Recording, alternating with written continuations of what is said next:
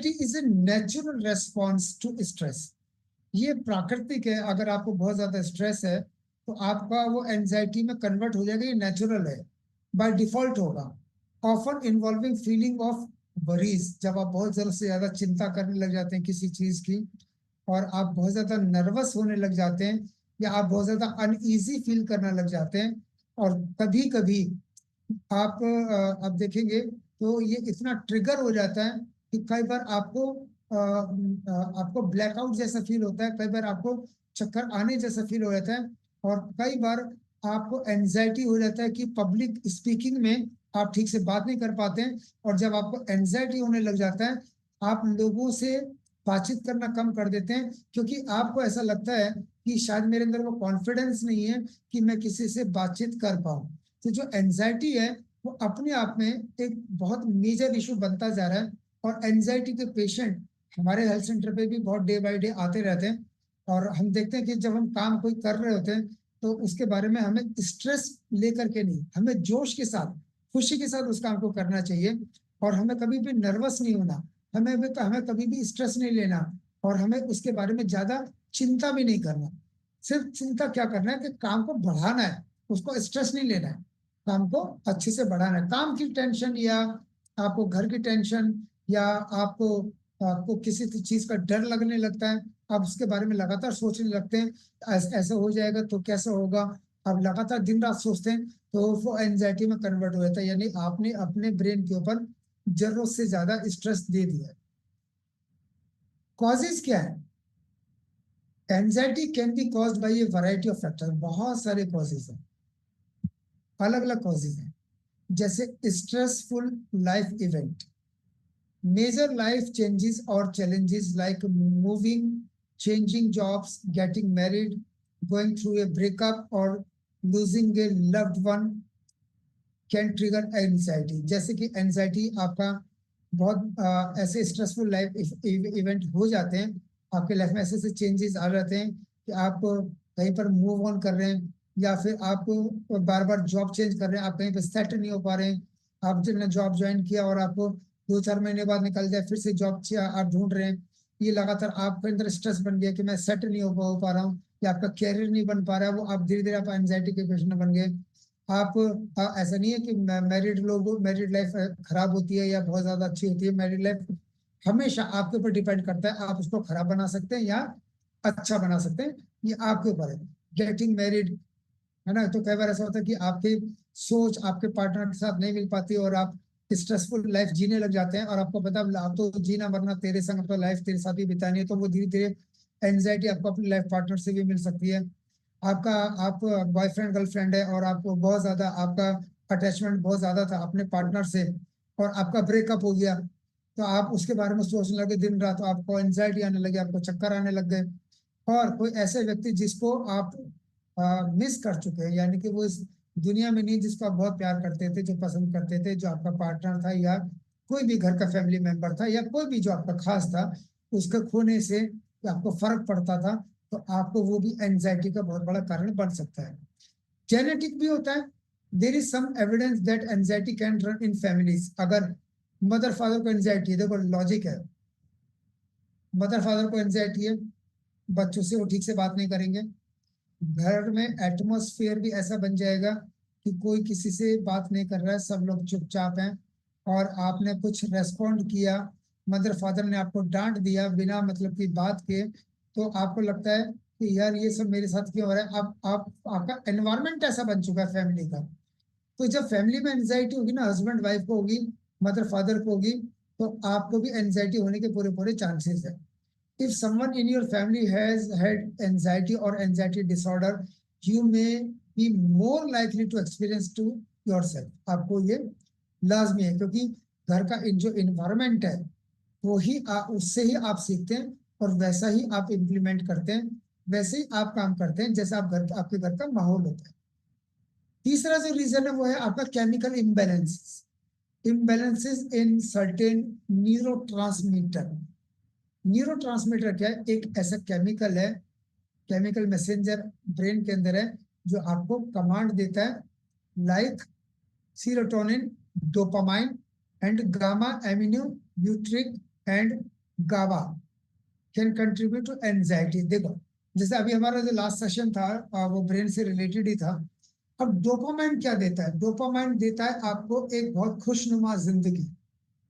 Dopamine क्या देता है? आपको फीलिंग्स देता है, आपको हैप्पीनेस देता है। अगर आपका डोपामाइन बहुत ज्यादा है तो भी प्रॉब्लम है, डोपामाइन आपका बहुत कम है तो भी प्रॉब्लम है। अगर आपका डोपामाइन आपका केमिकल डिसऑर्डर है तो भी आपको एंजाइटी होगी। आप किसी चीज के बारे में बहुत फियर, बहुत ज्यादा डर लग रहा है, तो डर लग रहा है तो इसका मतलब आपका डोपामाइन लेवल डाउन होता जा रहा है, या डोपामाइन लेवल बहुत ज्यादा हाई जाता जा रहा है। तो आपको जो फियर है वो धीरे धीरे आपको एंजाइटी में कन्वर्ट कर देगा। ऐसे सीरोटोनिन है और ऐसे ही आपका गाबा है।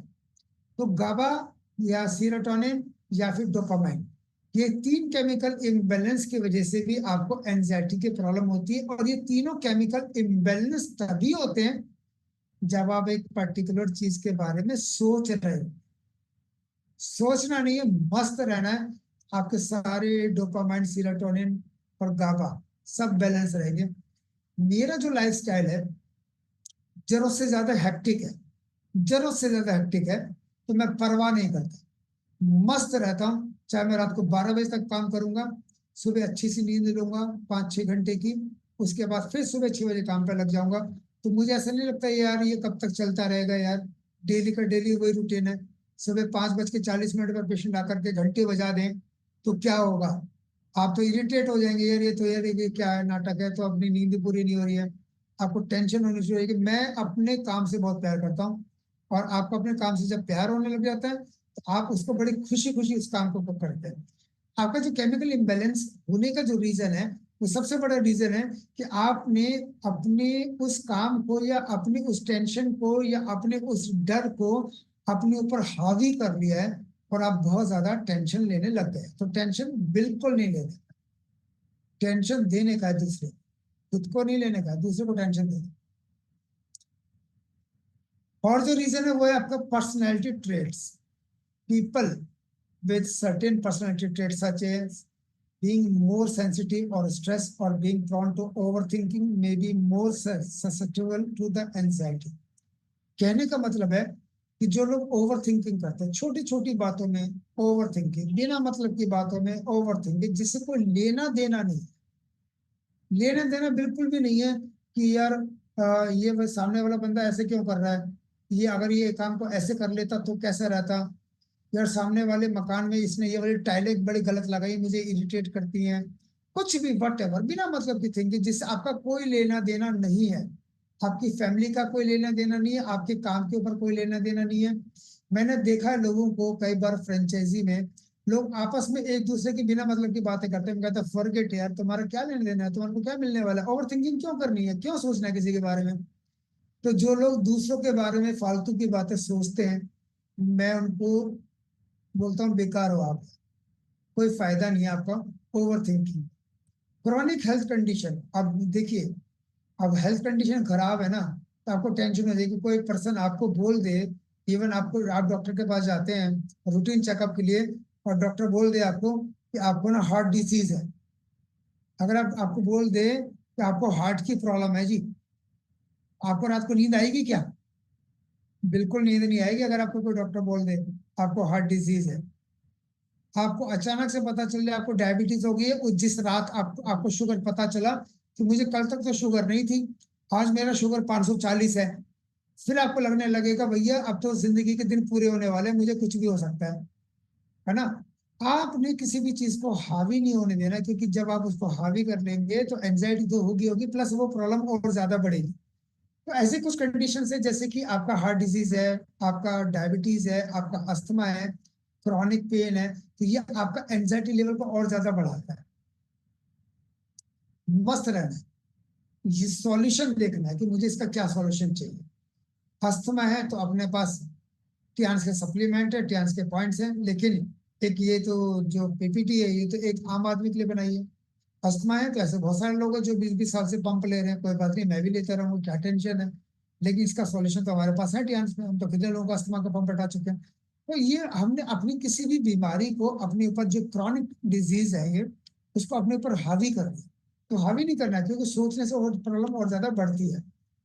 The constant stress of managing A health condition, आपने कांस्टेंट स्ट्रेस ले लिया, आप सुबह दोपहर शाम रात चारों बार 4 दफा आप मॉनिटरिंग कर रहे हैं, इस बार मेरा ब्लड शुगर रैंडम इतना आ रहा है, कल फास्टिंग इतना था, आज मेरा पीपी इतना आ रहा है, खाना रात को खाना खाने के बाद सोते वक्त भी चेक करना है। मैंने ऐसे पेशेंट देखे हमारे सेंटर पे, आते हैं, पहले बीपी चेक करते हैं, और उनको क्या होता है, बीपी चेक करने के बाद फिर वो बीसीएम करते हैं, फिर आके बीपी चेक करते हैं। मैंने कहा अभी तो ठीक था, नहीं मैं सोच रहा था देखता हूँ बीसीएम करने के बाद बढ़ तो नहीं गया। मैंने कहा यार क्या बात है, बीसीएम करने से थोड़ी सबका बीपी बढ़ जाएगा। बीसीएम करने के बाद भी फिर से बीपी चेक किया, उसके बाद वो हेड केयर करते हैं, उसके बाद फिर पॉइंट करते हैं, फिर बीपी चेक करते हैं चलते वक्त।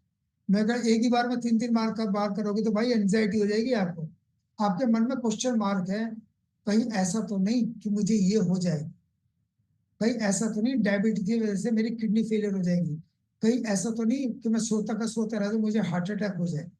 ये सारी जो समस्याएं हैं, ये अपनी हेल्थ से रिलेटेड जो समस्या है, उसको अपने ऊपर हावी नहीं होने देना है, उसको मैनेजमेंट के लिए सोचना है कि हम उसको कैसे मैनेज कर सकते हैं। इसके बाद है environmental factors, living in A stressful environment, जैसे हाई प्रेशर जॉब, ऐसी ऐसी जॉब है, मैंने लोगों को कहते हुए सुना है कि यार मैं इतना स्ट्रेस में आ चुका हूँ कि मैं तो सुसाइड कर लूँ। मैंने कहा सुसाइड क्यों करते, जॉब चेंज कर ले यार, इतना प्रेशर है बॉस का कि 22 महीने का जो टारगेट था, आपने इतनी इंश्योरेंस पॉलिसी देनी है, और आपकी मीटिंग होगी, और अगले महीने तनख्वाह नहीं मिलेगी अगर आपने इतनी पॉलिसी नहीं दी। मैं तो छोड़ देना इस काम को यार, क्यों स्ट्रेस ले रहा है, मस्त है कोई और काम पकड़ ले। तो आपने अपनी जो स्ट्रेसफुल लाइफ है, आपने उस स्ट्रेसफुल इन्वायरमेंट के, मैंने देखा लोगों को कॉल सेंटर पे मैंने कॉलिंग करते हुए देखा, उनको टारगेट दिया जाता है कि आज आपको 500 कॉल करनी है। 500 कॉल कैसे होंगी, वो धड़धड़ धड़धड़ धड़धड़ कॉल कॉल करते चले जाते हैं, और मुझे इतनी लीड चाहिए चाहिए हर हाल में। अब प्रेशर हो गया, अगर लीड नहीं है शाम को बॉस पूछेगा भाई कितनी लीड जनरेट करी आपने। ये मैं माहौल कई जगह पर देख चुका हूँ, इतना स्ट्रेस भर चुका होता है कि शाम को कहता है कि मेरा दिमाग बिल्कुल खाली, मेरे से कोई बात ना। फाइनेंशियल स्ट्रगल, अब लोग कहते हैं यार मेरे 10 साल पहले वही कंडीशन थी, आज वही कंडीशन है, मेरे से कर्जे, मेरे कर्जे खत्म होने में यार मैं जो भी काम करता हूँ उसमें हाथ डालता हूँ, मेरा नुकसान होता चला जाता है, और मेरे पास मैं बहुत ज्यादा स्ट्रेसफुल इसलिए हो चुका हूँ कि घर की जरूरतें पूरी नहीं कर पा रहा हूँ। तो फाइनेंशियल स्ट्रगल ये भी एक बहुत बड़ा रीजन है एंजाइटी का।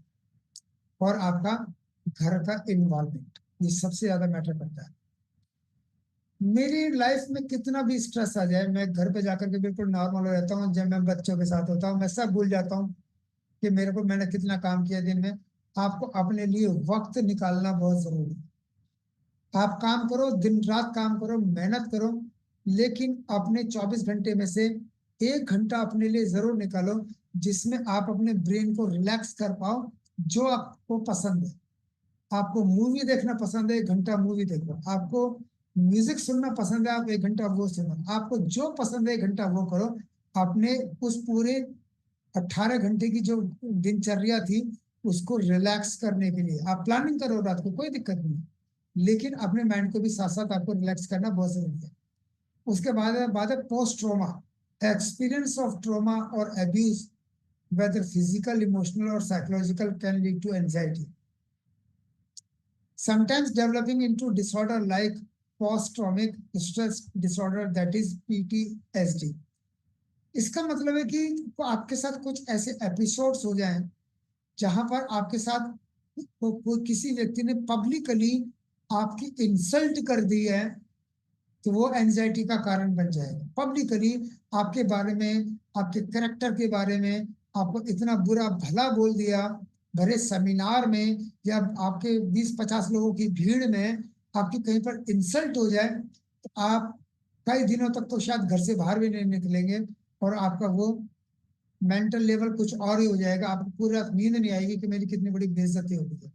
या फिर पब्लिकली कोई चौधरी टाइप का बंदा आपके ऊपर हाथ उठा दे, पब्लिकली आपको पीट दे, आपको लगेगा इस साला मुझे पीट के चला गया यार, मैं क्या था यार। तो आपको वो भी एक एंजाइटी दे सकता है। यानी कहने का मतलब है कोई भी पास्ट ट्रोमा आपको जब ऐसा याद आएगा या आपकी कोई इंसल्ट आपको याद आएगी, उसके बारे में बार बार सोचते रहेंगे, कल मेरी बहुत बेइज्जती हुई है, मैं बर्दाश्त नहीं कर पा रहा हूँ, और बार बार उसके बारे में आप सोचते जाएंगे, तो भी वो एंजाइटी, यानी मेन अगर हम सोचें तो क्या, जरूरत से ज्यादा सोचना ठीक नहीं है। सोचना बहुत अच्छी बात है, जरूरत से ज्यादा पर्टिकुलर एक चीज पे उस सोच से स्ट्रेस को दिमाग पे हावी कर लेना, टेंशन को लगातार लेते रहना, this is the main reason of anxiety disorder. Substance use, अब देखो, आज दारू पिए दबा के, आज दबा के दारू पिए, सुबह उठे हैंगओवर हो गया, सर में दर्द हो गया, और सुबह कसम खा ली कि आज के बाद मैं कभी नहीं पीऊंगा, और जैसी शाम हुई, ठंडी ठंडी हवा चली, सुबह की बात भूल जाते हैं, शाम हो गई भाई, फिर से टाइम हो गया। जो लोग रेगुलर अल्कोहल इनटेक करते हैं, उनका ब्रेन अलग अलग तरीके से काम करता है। शराब के दो लवली पैक लगते हैं ना, तो बड़ी मीठी मीठी बातें होने लग जाती हैं, इमोशनल बातें होने लग जाती हैं। जब बंदा 4 पैक पीने लग जाता है, तो फिर वो गाली गलौज पर भी आ रहता है, और अगर 7-8 पैक ले लेता है, तो उसको खुद को होश नहीं रहता, उसका ब्रेन ठीक से काम नहीं कर रहा होता। तो ब्रेन में आप अपने सारे केमिकल को इम्बेलेंस कर रहे हैं, just by using alcohol intake. Drugs, जरूरत से ज्यादा कैफीन, मैंने देखा है लोगों को एक एक दिन में 8-8 10-10 कॉफी पी जाते हैं। इतना कॉफी पीना भी आपको एंजाइटी दे सकता है, especially when withdrawal symptoms set in. आप देखेंगे जब अल्कोहल जो व्यक्ति लेता है ना, और वो ठान लेके मेरे को छोड़ना है, या जो ड्रग एडिक्ट है वो ठान लेके मुझे छोड़ना है, तो एंजाइटी और सबसे ज्यादा होगी, क्योंकि ब्रेन मांगेगा, ब्रेन बोलेगा चाहिए भाई चाहिए। आप बोलोगे नहीं चाहिए, वो बोलेगा चाहिए, शाम हो गई है, मौसम ठंडा है, बारिश हो रही है, आप बोलोगे नहीं चाहिए। आप ब्रेन, आपका ब्रेन डुअल कमांड दे रहा है, वो ब्रेन भी कंफ्यूज है, यार मैं करूं क्या, आप भी कंफ्यूज है मैं करूं क्या। ऐसे केसेस में भी एंजाइटी डिसऑर्डर होता है। उसके बाद है फोबियाज। एंजाइटी में स्टेम फ्रॉम स्पेसिफिक फियर और फोबियाज। किसी किसी को अंधेरे से बहुत ज्यादा फोबिया है, किसी किसी को हाइट से जो है बहुत ज्यादा फोबिया है, किसी को फ्लाइट से बहुत ज्यादा फोबिया है, हवा में उड़ने से फोबिया है, किसी किसी को किसी जानवर को देखते डर लगता है। किसी के घर में अगर कुत्ते हैं, तो वो बंदा घर में एंटर नहीं करेगा, नहीं यार इस घर में कुत्ते, मैं नहीं जा पाऊंगा, उसे बहुत ज्यादा डर लगता है। उस गली में, जिस गली में कुत्ते होंगे, वो बंदा खड़ा रहेगा, जब तक वो कुत्ते नहीं हट जाएंगे तब तक वो निकलेगा नहीं, वो फोबिया है। यानी एक तरीके का फोबिया जो आपको लगातार डर पैदा करता रहे, वो आपको एंजाइटी डिसऑर्डर दे सकता है। Social and cultural factors, pressure from society. अब आपके ऊपर कोई जिम्मेवारी दी जाती है किसी समाज से, किसी भी संस्था से, तो आपको लगता है कि यार मैं इसको कैसे निभा पाऊंगा, मेरे को इतनी बड़ी जिम्मेदारी दे दी है। अब समाज में अब किसी को लगता है कि आप बहुत बड़े करोड़पति हैं, और आपकी जेब में नहीं है 500 रुपए, और उन्होंने बोला भैया इस संस्था के लिए ना आप तो 51,000 रुपये चंदा दे देना, परसों हम आने वाले हैं। आप 2 दिन तक लगातार सोचते रहोगे मैं 51,000 कहाँ से दूंगा, मेरी जेब में तो 500 रुपये भी नहीं है। तो जो सोशल एक्सपेक्टेशन है, या तो समाज को आपसे एक्सपेक्टेशन गलत है, या फिर आप समाज से ज्यादा एक्सपेक्टेशन रखने लगे हैं, यार ये लोग ऐसे क्यों करते हैं, वैसे क्यों करते हैं, या आपसे कोई एक्सपेक्टेशन रखना है और आपने उसको अपने ऊपर हावी कर लिया कि मैं इसको कैसे पूरा कर पाऊंगा। ये भी एक बहुत बड़ा रीजन है। स्पेशली मैंने देखा है लोगों को, जो लोग कहते हैं ना, जो अपनी बॉडी के लिए बड़े कॉन्शियस हैं, यार मेरा वेट कम क्यों नहीं हो रहा है, आप डेली सोचते हो मैं तो अपना सप्लीमेंट्स भी लेता हूँ, मैं अपना डाइटिंग भी करता हूँ, मैं रेगुलर एक्सरसाइज भी कर रहा हूँ, कोई सोचेगा कि मेरी बॉडी क्यों नहीं बन रही है, वो इस वजह से परेशान है। कोई कहता है कि मेरा वेट बहुत ज्यादा है, कोई इस वजह से परेशान है। कोई कहता है कि मेरी मसल्स ग्रोथ क्यों नहीं हो रही, इसलिए परेशान है। और कोई कहता है मेरे समाज में एक स्टेटस क्यों नहीं बन पा रहा है, इससे परेशान है। कोई कहता है मेरे को पूरी जिंदगी निकल गई, मेरा कैरियर सेट नहीं हो पा रहा है, उससे परेशान है। कि बहुत सारी जो परेशानी है, यही सारी परेशानी आपको देती है anxiety disorder. Anxiety is a complex and its causes often vary from person to person. ये पर्सन टू पर्सन डिपेंड करता है एंजाइटी की, किसको किस कारण की वजह से एंजाइटी हुई है। तो आपके बहुत सारे कारण मैं आपको बताएं कि आपको एंजाइटी किन किन कारणों से हो सकती है। अब इसके रिस्क फैक्टर क्या है? रिस्क फैक्टर देखें तो बहुत सारे रिस्क फैक्टर हैं, जैसे कि फैमिली है। फैमिली में if you have a family member who has experienced anxiety or other mental health condition, you may be more at risk of developing anxiety। अगर मान लेते मुझे एंजाइटी हो गया तो हो सकता है कि मेरे बच्चों को भी ये एंजाइटी हो जाए, या मेरी फैमिली में अगर मेरे फादर को मदर को एंजाइटी तो मुझे भी एंजाइटी हो जाए। दूसरा, personality. Certain personality traits can make individual more prone to anxiety, जैसे कि शाइनेस, जो लोग बहुत जरूरत से ज्यादा शर्मीले हैं। People who are naturally more withdrawn or who have social anxiety may be more susceptible to experiencing anxiety in social situation. For example, आपके जब डांस में हैं, आप लगातार काम कर रहे हैं, तो आपके रैंक तो चेंज होंगे ही होंगे। आप कभी भी पब्लिकली स्टेज पर आए नहीं है, आपका रिकॉग्निशन हो रहा है स्टेज पर, और आपका रैंक है मान लेते 6 स्टार। आपसे आपको माइक दिया जाता है कि आप अपनी थोड़ी सी जर्नी बताइए और आपको कैसा महसूस हो रहा है 6 स्टार बनने के बाद। आप एकदम से घबरा जाएंगे, या फिर आपको मेंटली प्रिपेयर कर दिया जाए कि कल आपको 5 मिनट की स्पीच देनी है, आपका 8 स्टार रैंक है, और आप सोच लीजिए आपको क्या बोलना है। तो आप कहते नहीं है मैं तो स्टेज पे छोड़ूंगा तो मेरे को तो पसीने आ जाएंगे, मैं तो काम जाऊंगा, मैं तो बोल ही नहीं सकता।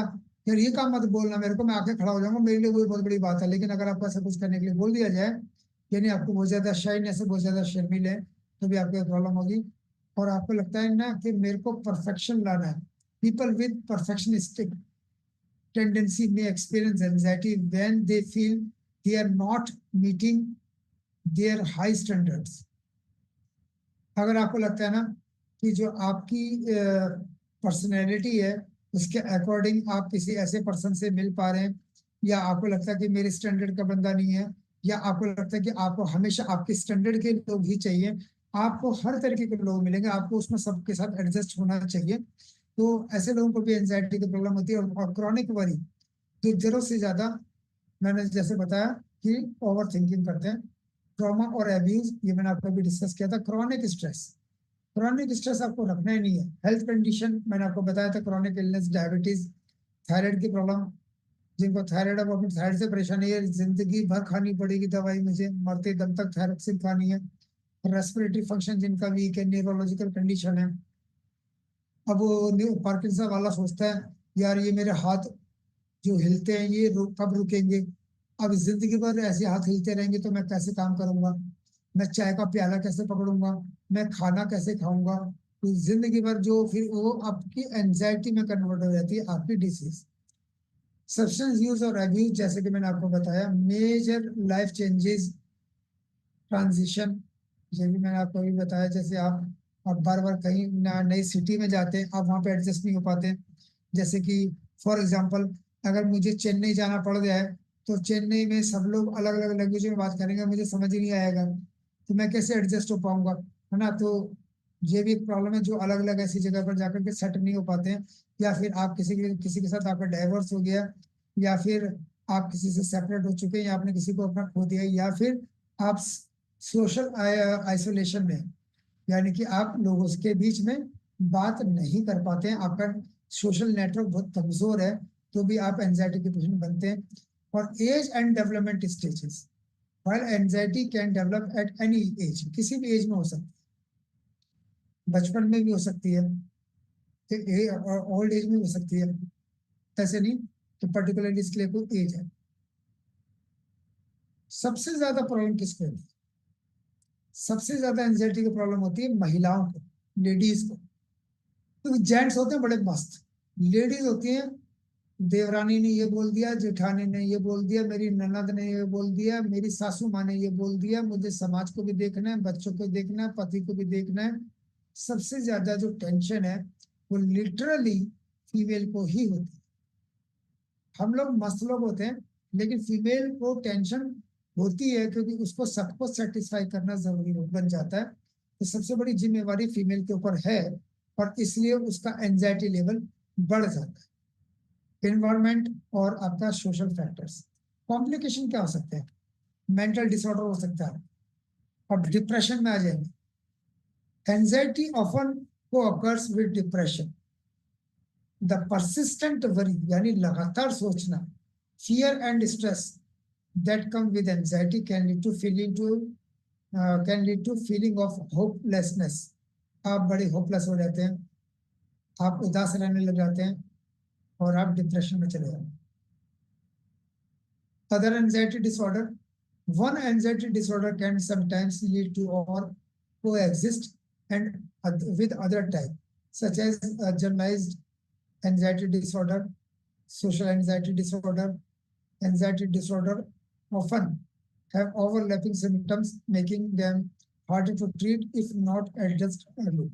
कहने का मतलब है कि अगर आज एक नॉर्मल एंजाइटी आपको 1-2 दिन में खत्म हो जाती है, और अगर आपने उसके ऊपर ट्रीट नहीं किया, अगर आपने उसको ठीक नहीं किया, और आपको लगातार एंजाइटी के अटैक्स पड़ते जा रहे हैं, और आप मान लेते हैं ऐसा होता है कि किसी का हस्बैंड एक्सपायर हो गया, अब वो टेंशन उसको लगातार, वो दिमाग से निकल नहीं सकती, आप निकलने भी चाहेंगे तो निकल नहीं सकते।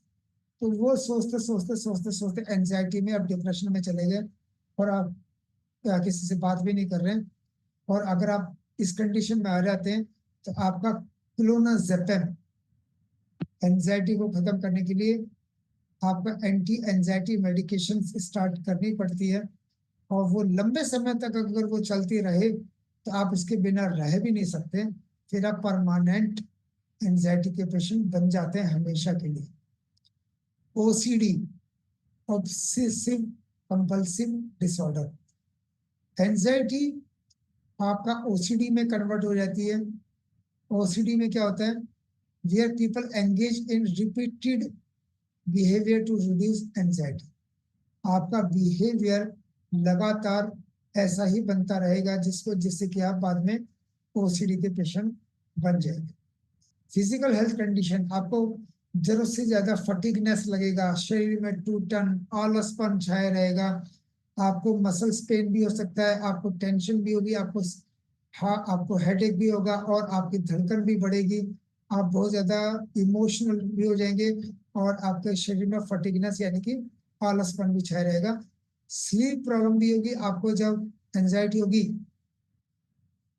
तो इंसोम्निया बाय डिफॉल्ट आएगा, नींद नहीं आएगी, और कई बार आपको रात को आप नींद में चलने लग जाएंगे, और एंजाइटी आपका स्लीप सर्किल को ब्रेक करेगा, और स्लीप सर्किल जब ब्रेक होगी आपका एक बार, तो फिर आपका लगातार लगातार ब्रेक होता रहेगा, आपको रात को नींद नहीं आएगी, आपका दिन बन जाएगा कि आपको नींद में उठ करके फिर आप टाइम पास करने के लिए आपको वॉक करना है, या फिर आप बिस्तर में पड़े पड़े आप टाइम पास करते रहेंगे, लेकिन आपको जो स्लीप की प्रॉब्लम होगी, एक बार एंजाइटी सीवियर डिसऑर्डर होगी, क्रॉनिक कंडीशन है। इसके बाद है gastro intestinal issues.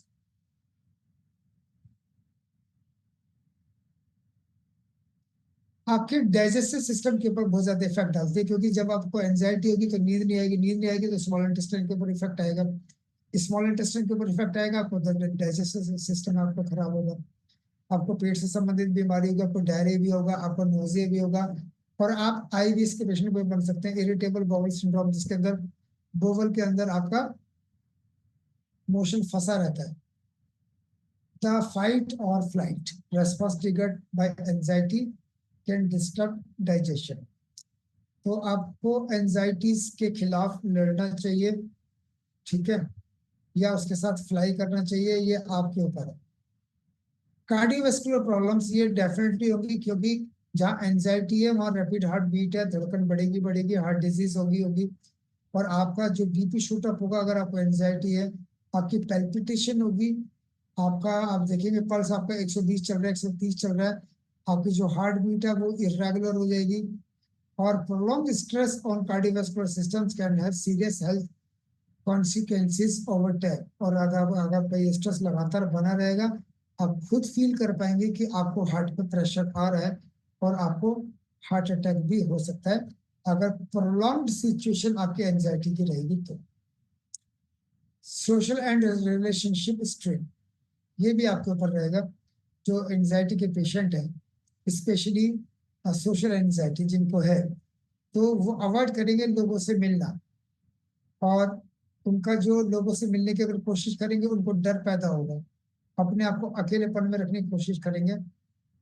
This can harm friendship. आप ये चीज बताओ, जो रोंदू पर्सन होते हैं उनके पास कौन जाता है, यार हमेशा रोता रहता है, छोड़ो ना इसके पास, इससे क्या मिलने जाना। आपकी फ्रेंड सर्कल आपका खत्म होता है अगर आप एंजाइटी के पेशेंट मिल जाते हैं ना, तो छोड़ यार, रोता वो चेहरा आ गया, या ऐसे तो अलग ही रहो यार, ये मनहूस है कि इसका रोता वो चेहरा देख लो तो पूरा दिन खराब जाता है। तो आप रोते हुए के पास कोई नहीं आता। आप किसी को एक बार हंस के स्माइल कर दो, आपके पास सब चले आए। रोते हुए के पास कोई नहीं आएगा, एक दो बार सिंपैथी देगा, फिर उसके बाद उन लोग आपको अवॉइड करना शुरू कर देंगे। आपकी मिसअंडरस्टैंडिंग आपकी होने लग जाएगी, आपके अंदर फ्रस्ट्रेशन आने लग जाएगी, और एंजाइटी आपने देखा कितने सारे कॉम्प्लिकेशन दे रही है आपको। आपके वर्क प्लेस पे आपको इफेक्ट आएगा, आपके काम के अंदर आप अपने काम के ऊपर कंसंट्रेट नहीं कर पाएंगे, आपके अंदर मोटिवेशन की कमी हो जाएगी, क्योंकि आपको कितना भी मोटिवेट कर लें आपको कुछ अच्छा नहीं लगेगा, और आप काम भी ठीक से नहीं कर पाएंगे, आपके कैरियर के ऊपर भी इफेक्ट आएगा।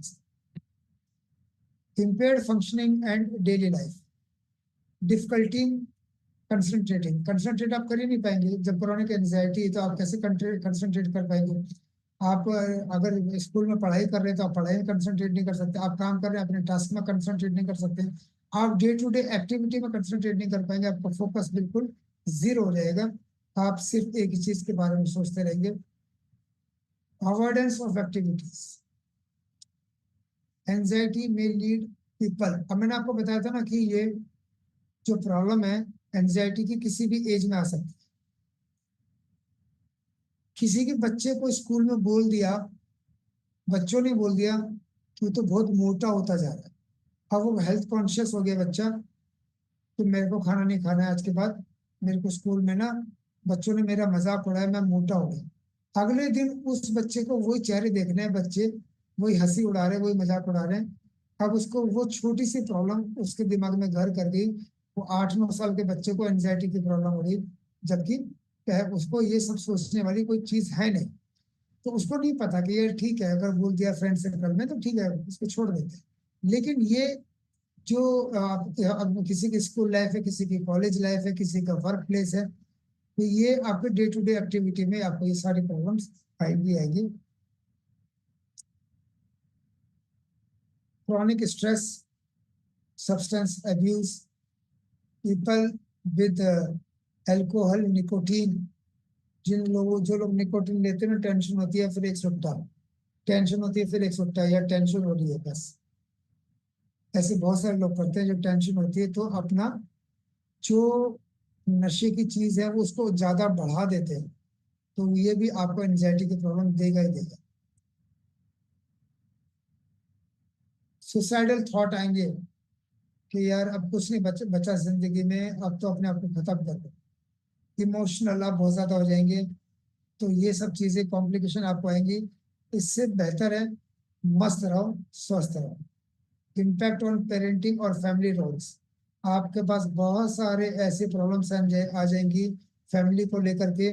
आप अपनी फैमिली को नहीं संभाल पाएंगे क्योंकि खुद को ही नहीं संभाल पा रहे हैं एंजाइटी से। आपके ऊपर जिम्मेवारी रहती है अपने मदर फादर को संभालने की, आप अर्निंग पर्सन है, और आपने ही अपने आप को उस कंडीशन में डाल दिया है, आप उनको क्या कर पाएंगे। सिम्टम्स क्या है, कैसे पहचानेंगे कि आपको एंजाइटी है। नंबर वन, अगर आप जरूरत से ज्यादा सोच रहे हैं ना किसी चीज के बारे में, तो जरूरत से ज्यादा मत सोचिए, सोचना अच्छी बात है, जरूरत से ज्यादा नहीं, एक्सेसिव। दूसरा, अगर आपको लगता है कि डेली आप शाम के वक्त जब काम करके घर पे आते हैं, आपको लगता है बॉडी बिल्कुल अलाउ नहीं कर, पूरी बॉडी मेरी रेस्टलेस हो चुकी है, अब पूरी फटीग आ चुकी है, मेरा काम करने का मन नहीं कर रहा है, हिम्मत नहीं है, इसका मतलब आप एंजाइटी के पेशेंट बनते जा रहे हैं। कंसंट्रेट, यानी आप किसी चीज पे फोकस नहीं कर पा रहे हैं, कोई सामने आपसे बात कर रहा है, आपका दिमाग कहीं और है, आप कहते बोलते हो, हाँ क्या क्या बोल रहे थे आप? या फिर आप किसी लेक्चर में, ऐसे बहुत सारे लोग जो आज का सेशन ले रहे हैं, वो सोच रहे हैं कि यार 10 बज गए, सेशन कब खत्म होगा, उनका ध्यान कहीं और है, तो उनका कंसंट्रेशन नहीं बन पा रहा है, तो भी आप एंजाइटी के पेशेंट बन सकते हैं। आप छोटी छोटी चीजों को बहुत जल्दी इरिटेट हो जाते हैं। कोई आपसे कुछ पूछ रहा है कि क्या बात हुई, और आप उससे इरिटेट होकर के बड़ी तेज आवाज में बात कर रहे हैं और तेज तेज बोलते जा रहे हैं। This is wrong. अगर आपसे कोई बात पूछ रहा है और आप तेज आवाज में बात कर रहे हैं और बड़ी स्पीड से बोलते जा रहे हैं, इसका मतलब यू आर गेटिंग एंजाइटी। आपको मस्त रहने की जरूरत है, अपने दिमाग को रिलैक्स देने की जरूरत है। मसल टेंशन, उसके बाद स्लीप डिस्टरबेंस। आप भी समझ लीजिए, ये सिम्टम्स हैं, 7 सिम्टम्स हैं एंजाइटी के। आप देखो इनमें से आपको क्या है, तो इसका मतलब you are getting anxiety disorder, और आपको अपने ऊपर ध्यान देने की जरूरत है। मेडिटेशन करो, और सबसे बढ़िया मस्त रहो, स्वस्थ रहो। प्रिवेंशन क्या लेना है, क्या प्रिवेंशन आप ले सकते हैं? सबसे पहले प्रोफेशनल हेल्प ले सकते हैं, थेरेपी ले सकते हैं, एंटी डिप्रेसेंट ले सकते हैं, एंटी एंजाइटी मेडिकेशन ले सकते हैं। लेकिन हम ज्ञान डिस्ट्रीब्यूटर हैं, हम तो इन चीजों के लिए वैसे ही मना करते हैं। आपको कोई anti depressant, anti anxiety medication लेने की जरूरत नहीं है। हमारा ST8 SI5 ही काफी है। हमारा लेफ्ट और राइट ब्रेन आर्टरी के पॉइंट ही काफी है। हमारा मल्टीविटामिन, जिंक और ओमेगा ही काफी, और कोएंजाइम्स ऐड कर देंगे तो एक सेशन में हम एंजाइटी डिसऑर्डर खत्म कर लेते हैं। तो हमारे लिए तो ये सबसे बढ़िया, जो लोग सालों से एंजाइटी की मेडिकेशन ले रहे हैं, उनकी एंजाइटी की मेडिकेशन हम एक एक सेशन में खत्म करवा देते हैं। सेल्फ केयर, सेल्फ केयर कैसे करेंगे? प्रॉपर न्यूट्रिशन लो, एक्सरसाइज करो, मेडिटेशन करो, अच्छी स्लीप लो, और एंजाइटी को रिड्यूस करो। Support system, having a strong network of friend, अपने फ्रेंड के नेटवर्क को स्ट्रॉन्ग बनाओ। फेसबुक से जुड़ोगे, अपने फ्रेंड्स की न्यू फ्रेंड्स बनाओ, या पुराने फ्रेंड्स उनके साथ टाइम स्पेंड करो। अपनी फैमिली के साथ, अपने क्या जो जिन ग्रुप, व्हाट्सएप ग्रुप्स के अंदर आप जुड़े हुए हैं, आप अपने आप को थोड़ा सा आइसोलेशन से बाहर लेकर के आओ, लोगों से मिलना शुरू करो। और अगर आपको एंजाइटी महसूस हो रहा है, तो सबसे पहले आपको क्या करना है कि अपने दिमाग को चेंज करके आपको जो चीज सबसे ज्यादा पसंद है, उस चीज को करना शुरू कर दो, तो आपकी एंजाइटी ऑटोमेटिकली खत्म हो जाएगी। कभी मुझे इन 7 में से कोई भी एक सिम्टम्स नजर आता है, तो मैं सबसे पहले, अगर गाड़ी में होऊंगा तो मैं डिवोशनल सॉन्ग सुनना शुरू कर देता हूँ, या फिर जो गाने मुझे पसंद हैं वो गाने गाना शुरू कर देता हूँ। क्योंकि गाड़ी में तो कोई सुन नहीं रहा है ना मेरे गाने, तो कोई मेरा मजाक भी नहीं उड़ाएगा। मैं अपनी पूरी भड़ास निकाल लेता हूँ गाड़ी में अकेले गाने गाते गाते, क्या मुझे मजा आ गया। और जहां पर मैं पहुंचता हूँ मीटिंग के लिए, फिर से मैं रिफ्रेश हो चुका होता हूँ। अपने आप को रिफ्रेश करने की आप कोशिश कीजिए, अगर आपको ऐसा कोई लगता है। तो सॉल्यूशन क्या है एंजाइटी डिसऑर्डर में? ऐसे हमें क्या चीजों का ध्यान रखना है कि हम वो चीजों को इनटेक ना करें। और जिनको एंजाइटी है वो कॉफी पीना बंद कर दीजिए। जरूरत से ज्यादा मैंने देखा है कि लोग टॉफियां अपनी पॉकेट में भर भर के रखते हैं। स्ट्रेस होता है, टॉफी डाला, मोमेंट चबाया उसको, फिर से एक नई टॉफी, फिर से एक नई टॉफी, पूरे दिन भर कैंडीज खाते रहते हैं। हॉट डॉग्स नहीं खाना है, स्पाइसी फूड नहीं खाना है, फ्राइड फूड नहीं खाना है, और अल्कोहल का इंटेक नहीं करना है। ये 6 फूड है जो आपको अवॉइड करना चाहिए। हेल्दी डाइट क्या है? एवोकाडो लो, बहुत अच्छा है। Almond, blueberries, oranges, Spanish salmon, Turkey और मिल्क, होल ग्रेन्स। ये आप एंजाइटी डिसऑर्डर को खत्म करने के लिए प्रॉपर न्यूट्रिशन लो। और अगर न्यूट्रिशन नहीं मिल पा रहा है, तो अपना वाला सप्लीमेंट लो, अपना स्पारुलिना ऐड कर दो, और बाकी जो सप्लीमेंट आपको बताएं वो ऐड कर दीजिए। और क्या ले सकते हैं? ओमेगा, जिंक, टी पोली, ओपीसी। ओमेगा, जिंक, टिपोली, ओपीसी और कोएंजाइम्स भी आप इसमें ऐड कर सकते हैं। और multi functional head care apparatus आपको 15 से 20 मिनट सुबह, 15 से 20 मिनट शाम को आपको करना चाहिए। ओपीसी क्या करेगा? आपकी ब्रेन आर्टरीज में कहीं ऑब्स्ट्रक्शन है उसको ओपन करेगा। टीपोली क्या करेगा? आपकी बॉडी से फ्री रेडिकल्स, टॉक्सिन सब आउट करेगा। जिंक और ओमेगा ऑलरेडी ब्रेन पे काम करेंगे। और पॉइंट्स क्या करने हैं? LI1, LU8, left and right brain artery, ST8 SI5, और हेड केयर करना है before and after acu life. तो ये था आज का सेशन जो था हमारा एंजाइटी डिसऑर्डर को लेकर के। तो अब आपको देखना है कि अब ये जो ऑफर मैंने आपको बताए थे, मई वाले ऑफर, तो इन मई वाले ऑफर में आपको कौन सा अचीव करना है, आपको वो देखना है। प्लस ये अचीव करने के लिए आप कितने लोग